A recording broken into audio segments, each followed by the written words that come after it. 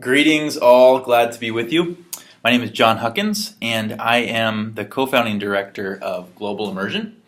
We're a peacemaking training organization whose work is focused on cultivating an everyday peacemaking movement that is mending the divides of our world. And we largely work with churches and Christian universities, and it's been a fascinating ride to see the way the church is moving down this journey of seeing that peace and peacemaking is actually central to the gospel. It's central to our vocation. It is a discipleship journey, and it's taking shape, and it's a remarkable thing. Personally, was in Dr. Sanders' class years ago, and was one of the most formational, insightful professors I had in my experience at Fuller. I'm also a Fuller alum, and with the influence of Dr. Glenn Stassen, the late Glenn Stassen, really gave my vocational life to this work, to the work of peacemaking. Again, when I was beginning to think about peace and peacemaking early on, it was still couched in this 30,000-foot esoteric ideal that was, remained in the land of fairy tales and Volkswagen buses in the 60s. And under the tutelage of people like Dr. Sanders and Dr. Stassen, and so many of my friends across the world who are living out the peacemaking way of life in the midst of conflict, I have seen that this work is nothing soft or idealistic or even passive, but it's actually an active movement towards conflict, with the tools to heal and transform rather than the tools to destroy or to win. And the just peacemaking theory has been central to my formation in the organizational DNA of Global Immersion. And John Paul Lederach, who you may be interacting with a little bit in your course, in his development of the conflict transformation paradigm, which basically says conflict isn't a problem, it's an opportunity. So what would it mean if the church were actually engaging the conflicts of our world as an instrument of peace and seeing it as an opportunity for us to be a living witness of the resurrected Christ? Imagine that. And it is happening, but it's a movement that it needs to grow. And so thank you for your willingness to jump in this lecture and in the class in general this semester. Many blessings on you and your time. Look forward to interacting with you online. Now, this conversation, don't have a lot of time, but we're talking about Israel-Palestine and this unbelievable conflict that seems to make its way to the headlines every day, at least as American citizens, U.S. American citizens. I was sitting with a delegation of diplomats from the Muslim world here in my city. I live in San Diego. I'm part of a faith community that is seeking to live this stuff out locally as much as we can.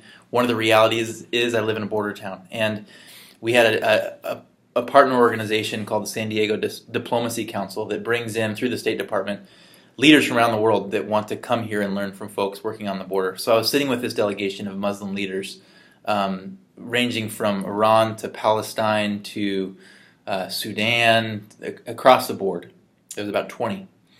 And the conversation was actually going to be focused on immigration and border realities. But as they were sharing, it just resounded over and over and over again. They had a platform with a white Christian leader in the United States, and almost everyone mentioned in some capacity the reality of Jerusalem. Why would a group of Muslim leaders from the Middle East be down in San Diego, Tijuana, this border region, sitting with immigration activists and talking about Jerusalem? And as I heard it and it went around the circle and it came to me to present as a panelist, I said, I know we're here to talk about immigration, but reality is I'm hearing you bring up three themes. One, Islamophobia. Two, Jerusalem. And three, Donald Trump, actually, was the third factor. And I said, I want to let you know that as a Christian, as a follower of Jesus, I have relationships in Israel-Palestine that are very meaningful and significant and formative to me. Many of my guides and mentors live in Israel-Palestine. And two, I'm so deeply sorry for the way my country has behaved itself in relation to that region.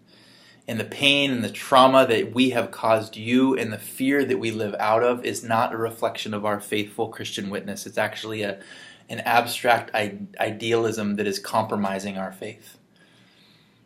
And as I sat and made this corporate confession, really this apology, it was unbelievable to see the way the postures shifted, and people became so open, and our conversation was unbelievable from that point on. So, why Israel-Palestine, and why does this conversation matter?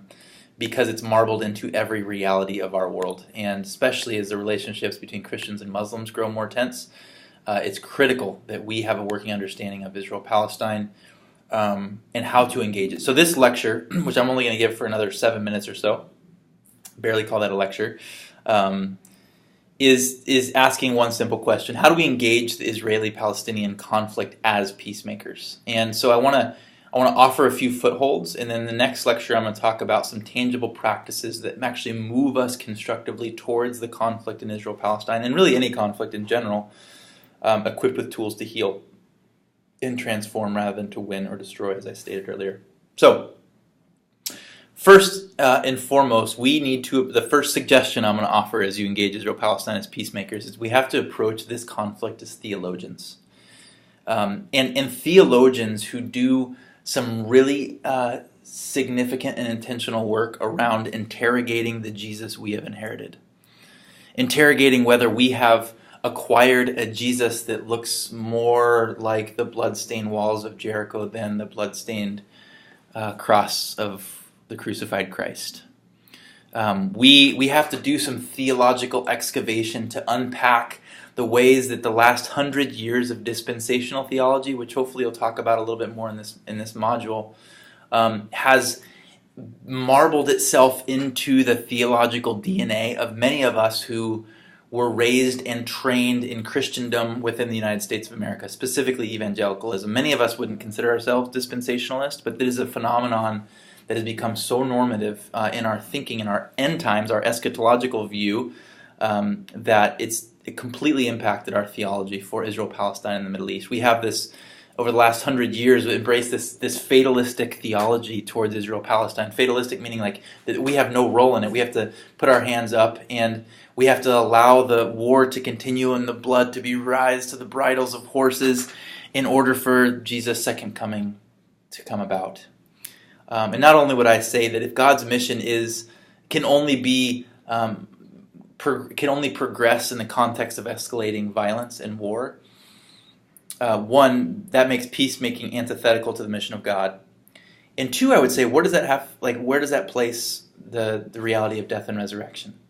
If Jesus died and in Jesus God waged a decisive peace and was resurrected to bring about the full manifestation of this new kingdom and us as new creation, there's no more war to be done. There's no more violence to be had. There's only disarming the violence within ourselves such that we can love and lead and see the humanity and the dignity of God in everyone else. And so when we have a theology that forces us to view the inhabitants of Israel-Palestine as pawns in a divine drama, like the Left Behind series or Hal Lindsey, like these characters who have mainstreamed this theology, we aren't going to engage in Israel-Palestine in a human way. We're only going to engage it in a disembodied theology that begins to build a destructive politic and a very dehumanizing ideology. And when we begin to look back at the fact that Jesus was a dark-skinned first-century rabbi living in Palestine under the occupation of the Roman Empire, and interrogate our Jesus in such a way that we don't create Jesus or God in our own image, but understand the context with which he lived. And then we look at our theological interpretations. We have this whole genre of literature within our scripture, within our canon, called apocalyptic, which is an actual way the writers wrote. It wasn't to be interpreted literally. It was to be interpreted through this writing genre called apocalyptic. So when we start reading the second half of Daniel, when we read Revelation and a couple of Jesus' sermons, and specifically in Mark's Gospel, and we begin to read through these decoding lenses rather than understanding it for what it was and honoring the text in the genre it's within, we begin to build this very messy theology. So we have to identify that, confess of it, and we have to embrace what I would call a theology of hope. And there's a lot of folks that talk about this. Jürgen Moltmann's a great theologian who talks about hope. N.T. Wright would talk about having a realized eschatology. So it's not a eschatology that just comes about someday when Christ returns, but understanding that in death and resurrection and Jesus' inauguration of the kingdom in Mark 1, announcing the kingdom has come, and then death and resurrection is actually enthroned as king of the kingdom. We have an eschatology that is both now and yet to come. And so that's some of the work we need to do is approach this as theologians. Secondly, we need to approach this as historians. This is not a conflict that's been going on for millennia, as we often hear about. This is a conflict, yes, throughout history there's been moments of conflict in the region, but largely Jews, Christians, and Muslims lived in interdependent lifestyle in this region. It was only really in the last 100 years that conflict has become so significant there. And really that came with the fall of the Ottoman Empire. At the time, the Ottoman Empire was just it was a tribal reality in Israel-Palestine. Then the phenomenon of the nation state was created, and it was blanketed across the Middle East after World War I, and the Western powers kind of took their parcel, and that completely impacted the relations and the conflict in this area. So this is not a historic conflict of millennia. This is something that's very real now. And because of our broken theology that came again with dispensationalism and John Nelson Darby out of the UK and then the US, began to inform the politic of the UK and the US, beginning with the Balfour Declaration in 1917. And then you're going to hear these markers throughout your study this week of the 48 War of Independence, or as Palestinians would say, al-Nakba, the catastrophe when Israel became a state.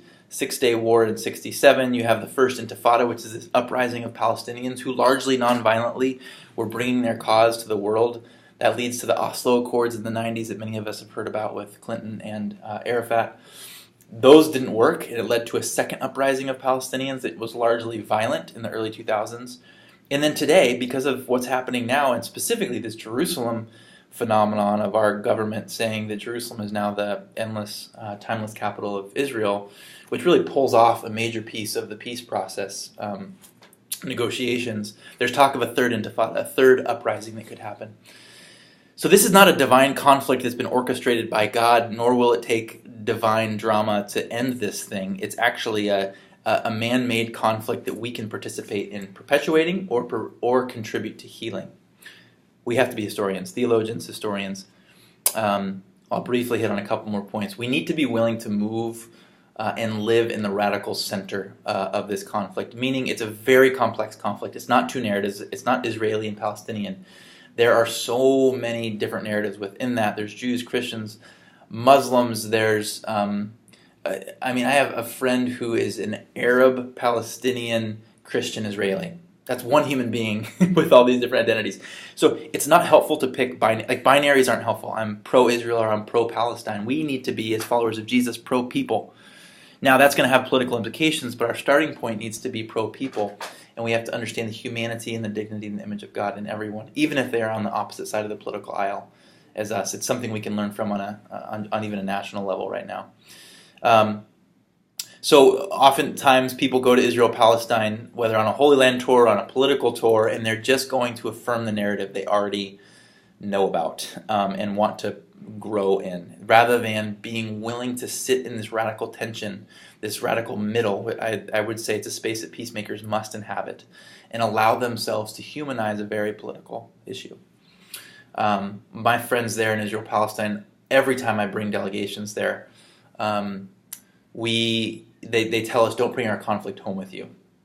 You have enough conflicts, we have enough conflicts. Go home and live in such a way that mends the divides of your space, and that'll ripple positively back to us here in Israel-Palestine.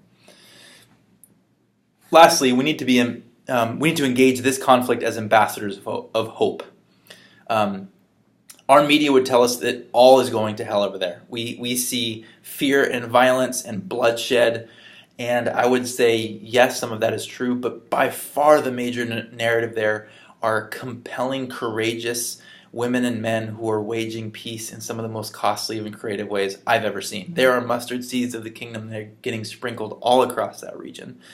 And it's lacking faith and faithfulness of us as followers of Jesus not to magnify that story, that narrative. Not that we disregard the violence, but we have to understand that there are people that are working tirelessly that need us to see them, to celebrate them, to partner with them, because that's the kingdom of God actually being implanted in that place. So that's a little bit of how to think about this. Again, theologians, we're moving towards this as theologians, as historians, people who are willing to move to the middle of conflict and hold that tension there, and as ambassadors of hope. My friend Dayoud Nasser, who's a Palestinian Christian, who lives on this farm surrounded by 5 Israeli settlements, which I'm sure you'll learn about the settlement reality this week more. He would say to anyone that comes on his plot of soil, we refuse to be enemies. As followers of Jesus, I have no choice but to see everyone as my sister or my brother. It's such a beautiful thing. And so maybe even part of this engagement this week is, Thomas Merton would say, until we disarm the violence within ourselves, we'll never disarm the violence of our world. What are the things that we're carrying into this conversation that are potentially going to keep us from seeing the other, whoever that other might be for you, whether it's Palestinian or Israeli or a Muslim or a Jew or Christian narrative?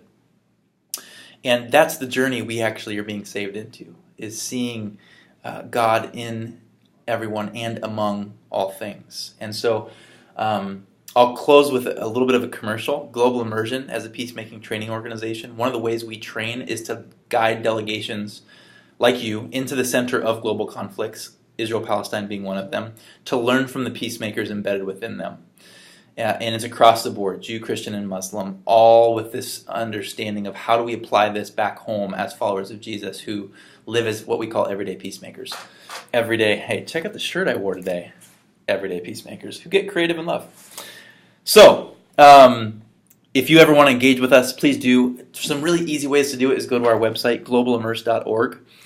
We have an archive of webinars that you can view for free.